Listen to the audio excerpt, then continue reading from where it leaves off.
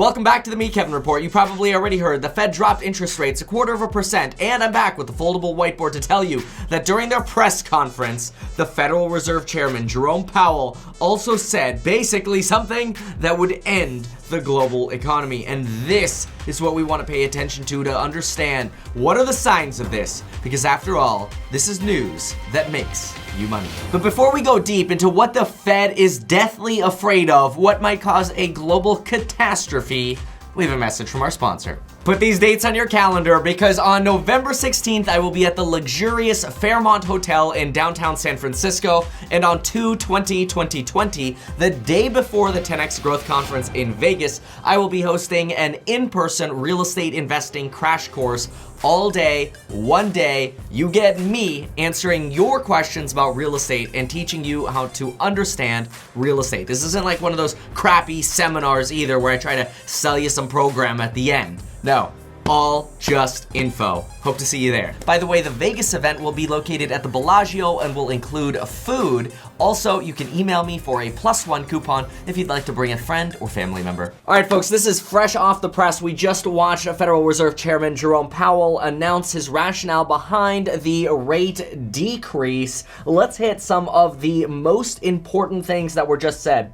First things first, Fed Chairman sees the economy still growing at a favorable pace and they expect expansion, which I'm going to talk about this sort of worrisome fear that the Fed has in just a moment. But I want to refer to a Fed article, and he says the Fed has this really interesting power that they can wield much like countries can, and it's the difference between soft power and hard power. So hard power is usually a country's power, like their military power and their economic might, whereas soft power is the culture of a society, like the American culture is a soft power in China, in influence. But in this article, this former board member says that the central bank's soft power amplifies its policies, but they take time to sort of spread through the economy. Since monetary policy operates with a lag, the full effects of these adjustments on economic growth, the job market, and inflation will be realized over time. Which is good. So if the Fed signals, hey, let's do things to increase or strengthen the economy, then more good things happen as a result of the Fed's actions because people believe in the Fed. This is like the Dow Jones reacting and waiting to see what the Fed is going to do. But they say that one of the downsides is if the Fed gets things wrong, like why did they raise interest rates last year and then now all of a sudden reverse courses, it kind of messes up their reputation. And the last thing we want is to be in a place where the Fed is actually powerless. That would be the worst case scenario. Now, Jerome Powell did just say that their actions lag, so they take a while to take effect. And this is true because we saw this happen in 2018. The Fed reacts, jumps rates a ton. It took like 6 months for the economy really to get hammered. So the rate decrease today could see some really good positive results, well, at least start popping up again in the economy at the turn of 2020. That is the start of 2020. So this could be very interesting for the start of next year. And it does seem like the Fed is satisfied and happy at this level, this 1.5 to 1 3/4. We see the current stance of monetary policy as likely to remain appropriate. It does not look like we should be expecting any other further changes in the interest rate unless they say dramatic new developments happen. At that point, they will adjust. The Fed chairman also addressed the ongoing issue of, well, what about the repo market? Is the Fed constantly bailing out the markets every single night? And basically, a lot of people, especially I'm seeing YouTube videos on this, people are like, oh, the Fed is doing, $200 billion a night into the economy or whatever. A lot of this is nonsense because remember, these are overnight loans. So it's kind of like if I lent you $10 today and then you paid it back, and then I lent you 10 again tomorrow and then you paid it back, and then again $10. Somebody ran an article going, Kevin lends $10 every single day. It is true on one hand, but it's not $30 after 3 days. It's still $10, right? So it's like the same money that's going back and forth. And the Fed does suggest that they are going to keep more money in the system to prevent any of this kind of madness from happening, at least what happened in September when there was a large cash demand and not enough available for the short term. Now, another really interesting statement that came up in questions was that, yes, business spending might be slowing down, and the question was, how is business spending slowing down going to affect consumers? And the Fed thinks they are not related, that consumer spending is still strong, and that inflation should remain around this 1.8 to 2% target. They expect it to be below that, so they don't see issues with consumer spending declining or inflation going up. They think that this interest rate is going to be perfect to keep things stable and sustain moderate growth. Now, one thing that I do keep hearing the Fed saying is that communities that haven't been able to take advantage of the market gains in the last 10 years, specifically lower income communities, are now seeing more job opportunities, they're seeing more wealth potential, and they're seeing a lot more growth. And the Fed sees this as very important.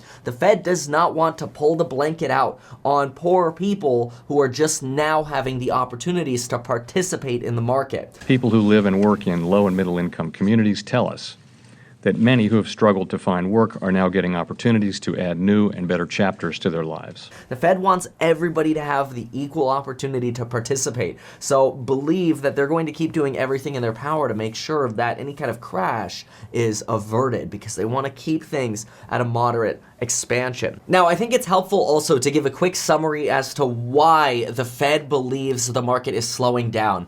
The biggest thing: global growth has been slowing for about 18 months, and he believes that the world is pretty in sync right now in slowing down its growth. In addition to that, we have tensions obviously with China and issues with Brexit. However, he believes, at least Jerome Powell says, hey, you know what? We've got a tentative pact with China, and it looks like the odds of a no deal in Great Britain with Brexit are significantly lower than they had been previously. Phase one potential agreement with China, which, if signed and put into effect, could have the effect of reducing trade tensions. And Brexit, I would say as well, it appears that the risk of a no-deal Brexit seems to have materially declined. I think on both situations, there's plenty of risk left, but I'd have to say that the risks seem to have subsided. But this is actually really, really good news. But what then? What then is this dark fear that the Fed has? Why is the Fed reducing interest rates again and taking away your Wealthfront savings rate? See, because usually within 2 days of the Fed reducing interest rates, you get an email from Wealthfront that says your savings rate is now less than it was. All right, folks, here's the Fed's deathly fear. I'm going to go ahead and play what they said, then I'm going to explain the rationale behind it. It's really incredible and kind of scary at the same time. Let's play it. Inflation pressures remain muted, and indicators of longer-term inflation expectations are at the lower end of their historic ranges. We're mindful that continued below-target inflation could lead to an unwelcome downward slide in long-term inflation expectations. Now, let's do a very quick explanation of this. If the Fed's goal is to keep inflation at 2%, and inflation right now is 1.8%, then we're close. They feel comfortable, and they hopefully see signs that inflation will go to 2%. Remember, if you buy real estate, you take on debt, and you invest in things, inflation is actually a good thing for you. Inflation is not very good for people who save money because it erodes their savings. So having inflation actually encourages people to spend money, to buy real estate, to get into at least some safer forms of debt, like a 30-year fixed-rate mortgage, because it's easier to pay off as inflation happens. So bottom line, some inflation, people are encouraged to invest and not save their money. Too much inflation is not fair to people who can't invest, like poor people. So you don't want a lot of inflation. And you also don't want no inflation, because here's the fear. If inflation, let's say, falls to 1%, what happens? People start investing less into things like real estate. Maybe they do less construction. Maybe they don't buy bonds anymore because the interest rates are too low. So what do people do instead? They save money like crazy instead of investing. And what happens then when inflation goes down and people save more money? Well, inflation continues to go down. And that is when we could get to the level of deflation, which deflation is really, really punishing to people who own debt. And guess who happens to own a lot of debt these days? A lot of Americans. So the last thing we want to see is inflation fall to the point where the Fed can't respond anymore because people are now, well, gosh, why would I bother investing anymore? Let me just keep saving. People save more. We get to a place where deflation happens, and now you have something called a liquidity trap, which is just a fancy way of saying the Fed can't do anything anymore because everything they do doesn't change the economy or marketplace because people save their money and end up creating this trap where money doesn't circulate, and instead you have a deflationary spiral that comes of basically the market spiraling out of control, where prices fall to such low points, debtors really get punished, and only when prices reach some weird bottom do people finally start spending their cash savings again. Unfortunately, though, that would lead to a really bad crash. That is a very simple explanation of what the Federal Reserve is extremely fearful of. So the last thing we want is less inflation. We want some inflation. We want to keep buying real estate. We want to keep being educated in money. We've got my personal finance course announced down below, do-it-yourself property management course for real estate agents, and obviously the real estate investing course and the in-person events. Check those out. Coupon code down below. All right, folks, I'm going to continue to watch the rest of this. I want to get this video up ASAP so you got the latest scoop of what's going on, what's happening, what the Fed is fearful of, and as always, stay tuned to the channel for more updates, especially on the market.